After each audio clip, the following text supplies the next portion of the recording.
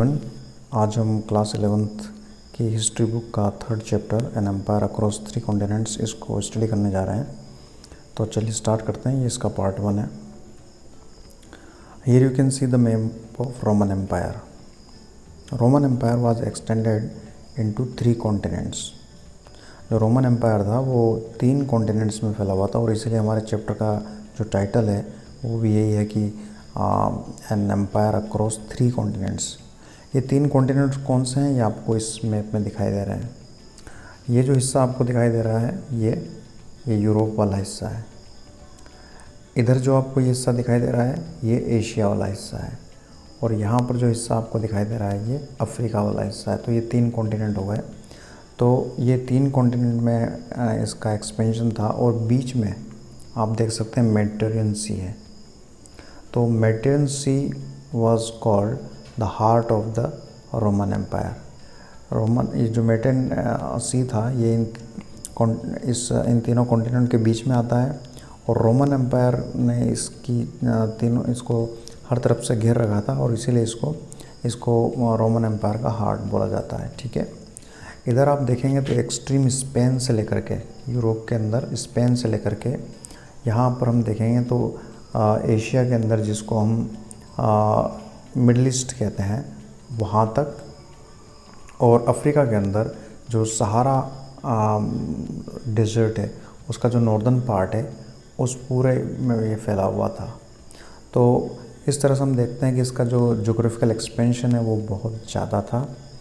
और Iranian empire जो इसका ये कॉन्टेम्प्रेरी एम्पायर था, इन दोनों एम्पायर के बीच में बहुत ज़्यादा रिवलरीज थी, बहुत तगड़ा कंपटीशन था और ये दोनों लंबे समय तक एक दूसरे के एनिमीज रहे। अब इन दोनों एम्पायर्स के बीच में डिवीज़न का काम करती थी यूफ्रेटिस रिवर। आपने इससे पहले एक चैप्टर में मेसोपोटामिया वाले चैप्टर में समझा इस बात को कि यूफ्रेटिस रिवर है वो इराक के आसपास बहती थी और वो डिवाइड करती थी रोमन एम्पायर को और इरानियन एम्पायर को।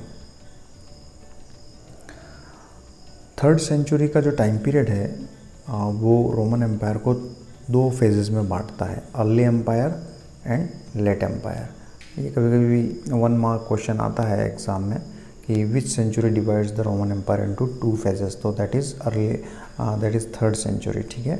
3rd सेंचुरी से पहले का है वो अर्ली एम्पायर कहलाएगा और 3rd सेंचुरी से बाद का है उसको लेट एम्पायर कहते हैं।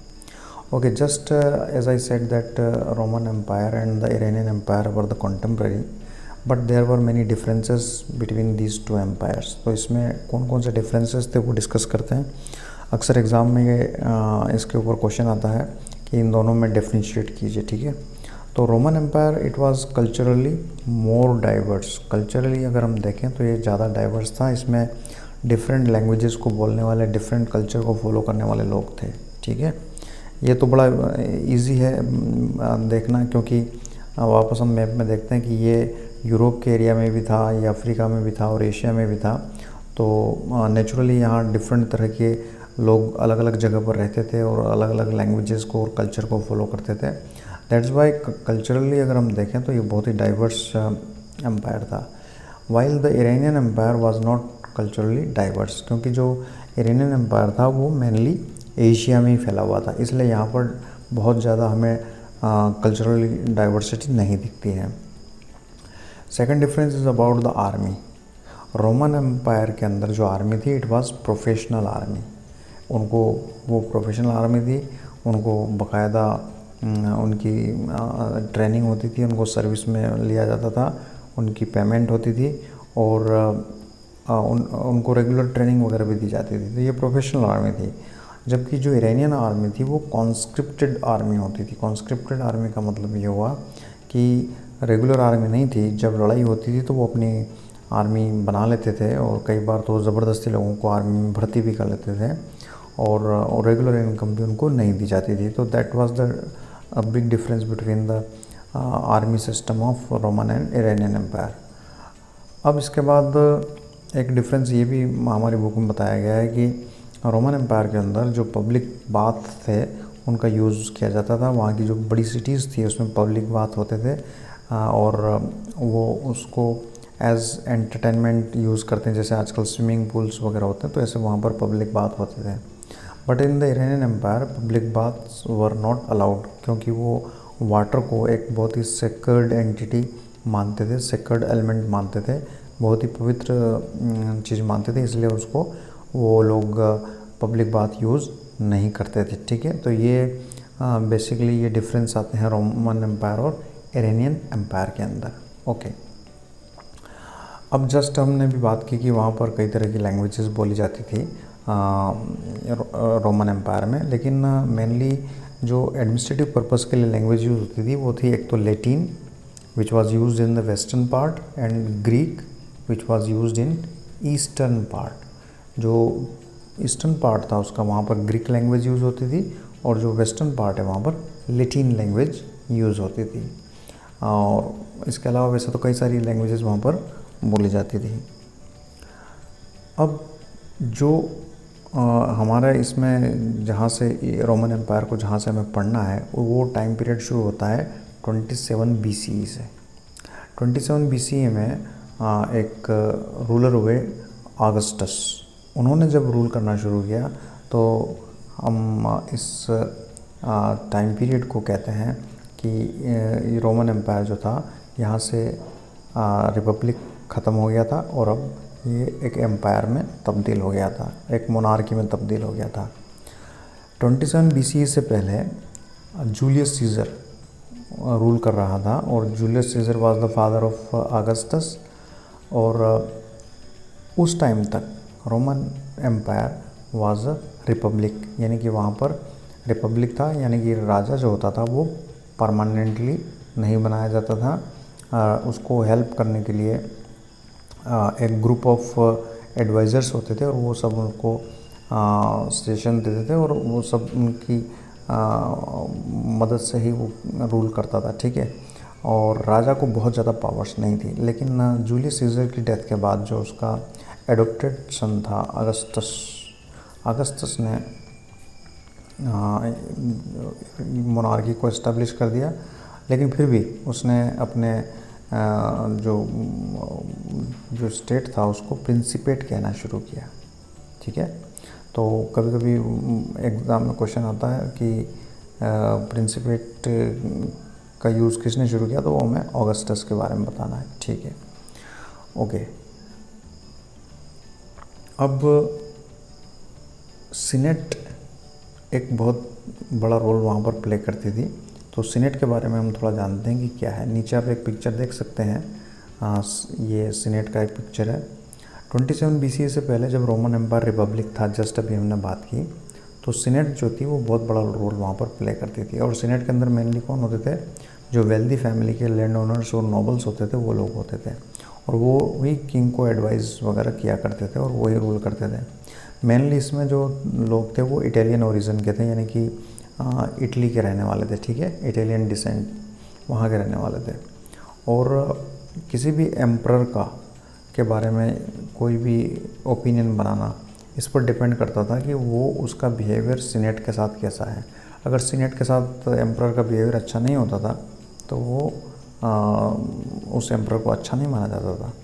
तो इस तरह से सीनेट जो थी वो एक बड़ी पावरफुल इंस्टीट्यूशन था।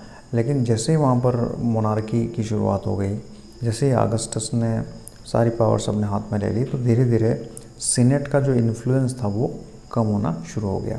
और जो सीनेट थी वो आर्मी से बहुत ज़्यादा चिढ़ती थी, नफ़रत करती थी, क्योंकि उसे हमेशा ये डर लगा रहता था कि आर्मी और एम्परर ये मिल कर के उसकी जो पावर है बची खुची उसको भी ख़त्म कर सकते हैं। ठीक है, तो there was an atmosphere of suspicion in senate regarding the role of army. चलिए, तो अब हम देखते हैं कि जो रोमन एम्पायर था, जो 27 BCE के टाइम पीरियड से शुरू होता है, उसमें एम्परर, अरिस्टोक्रेसी और आर्मी ये तीनों बहुत बड़ा मेन रोल प्ले करते थे। That is why they were known as the main players in the political history of the empire. अब यहाँ पर जब ऑगस्टस ने मोनार्की एस्टैब्लिश कर दी तो डायनेस्ट इनका सक्सेशन कैसे होता था, यानी कि एक राजा के बाद अगला राजा कैसे बनेगा, इसके लिए क्या रूल्स उन्होंने रखे हुए थे। तो सक्सेशन जो था वो बहुत ही नेचुरल और नॉर्मल तरीके से हो जाता था कि after the death of the king his natural और adoptive son could be the king. जो उसका या तो अपना खुद उसका बेटा या फिर अगर उसने अडॉप्ट भी किया हुआ है किसी को तो उसको नेक्स्ट किंग डिक्लेयर किया जाता था। हमारी बुक में बताया कि जैसे कि टिबेरियस जो था वो ऑगस्टस का ओरिजिनल या नेचुरल बेटा नहीं था, वो उसने अडॉप्ट किया हुआ था, तो उसको भी किंग बना दिया था ऑगस्टस के बाद। ठीक है, नीचे आप ऑगस्टस का ये एक स्टेचू देख सकते हैं।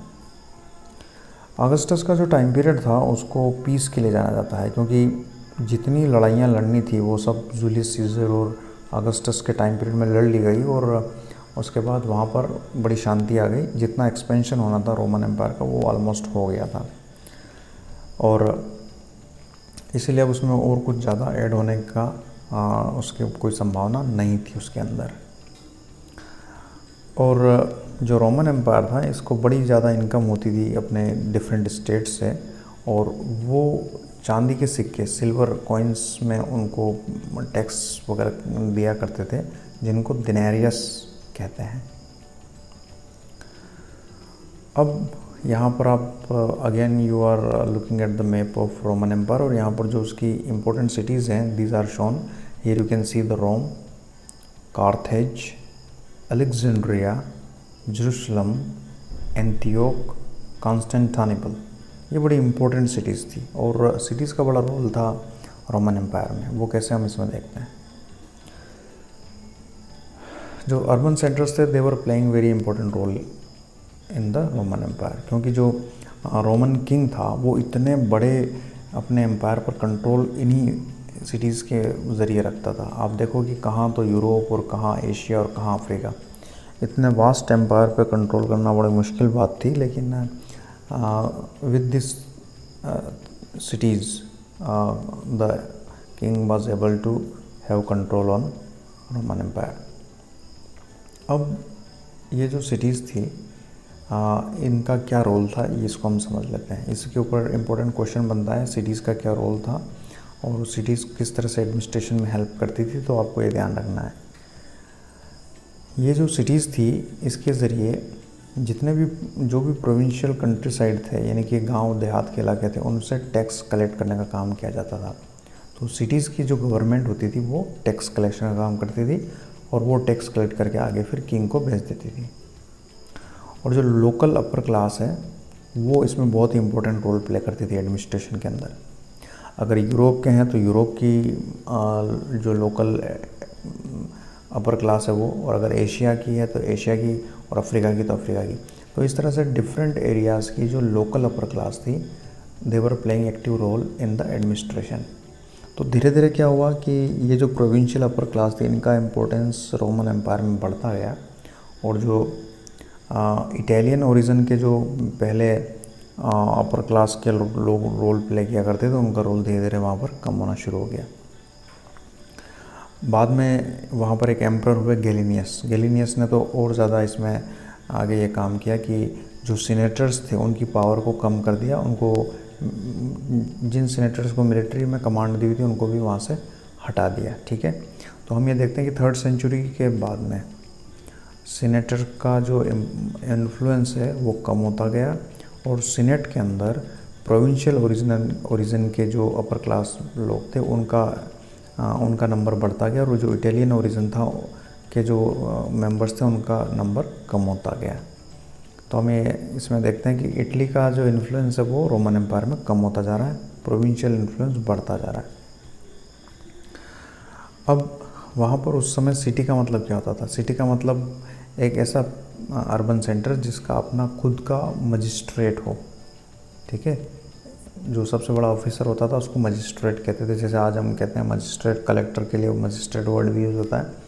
तो मजिस्ट्रेट हो, सिटी काउंसिल हो, यानी कि सिटी के अंदर एडमिनिस्ट्रेशन के लिए वहाँ पर अपनी काउंसिल भी होनी चाहिए, और एक वेल डिफाइंड टेरिटरी हो जिसके अंदर काफ़ी सारे विलेजेस हों और वो उनके ऊपर आराम से एडमिनिस्ट्रेशन का काम कर सके। तो ऐसे ही प्लेस को सिटी का डेफिनेशन दी गई थी। चलिए अब इस पर कुछ क्वेश्चंस हैं जो आप लोग सॉल्व करेंगे। Mention the difference between the Roman empire and the Iranian empire. What was senate? Who were the three main players in the political history of Roman empire? What was प्रिंसिपेट?